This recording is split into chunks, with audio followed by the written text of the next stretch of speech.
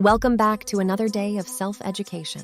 Mental health awareness is a very simple subject to understand when you understand the behind-the-scene operational mechanics of the mind, which starts and ends with the false illusionary created identity, the personality that you believe is you with all the personal history attached to this false sense of self that you have a full-time attachment to. Wow. This can be scary to many because the question then is, who am I? Well, have no worries. You have arrived in the right place to learn just that. So go to the foundational education of how the ego is created within you. With that said, we are amazing beings. We were built and designed in such an amazingly unfathomable way which the human mind can't fully grasp. You see, the mechanics of the human mind are divided into two very important sectors. The conscious mind, which is spirit, your true, formless, unmanifested identity, and the unconscious mind, which many refer to as the subconscious mind or conditioned, programmable mind. Both parts of the brain are very important for your survival. They both have specific functions. The subconscious mind is designed to retain information.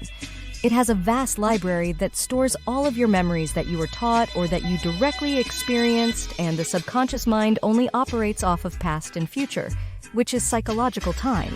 Because neither the past nor future exist, of course, only the constant time of now is real.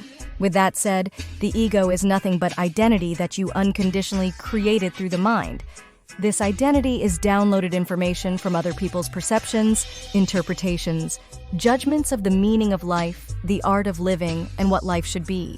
Ultimately, these are man-created beliefs and rules that are a part of who you think you are on the surface level.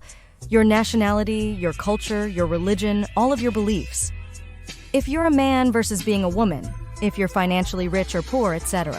These things make up your human history and morals and values. Last but not least, the direct experiences that you encountered along your journey as being human here in the manifested realm. Wow, that's a lot, huh? With all this said, you are not these downloads. You are not the programs. You are not the physical body that you identify with.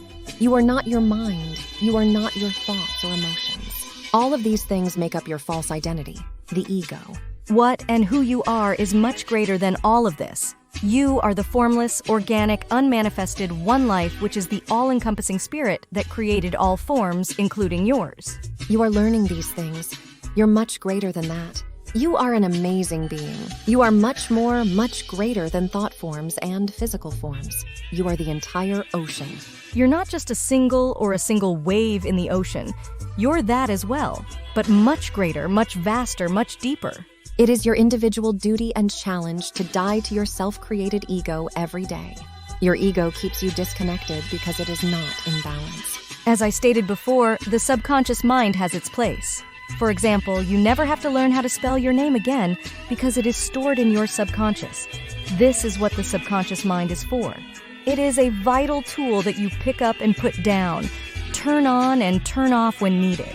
It is for you to manage self from the inside out. You are to live in your conscious state of mind full-time. This is how you consider staying plugged in. You do this by simply managing and monitoring your mental and emotional state at all times by listening to your everyday habits until it becomes your natural state of being. You are not the things within the space or what happens in the space, you are space itself.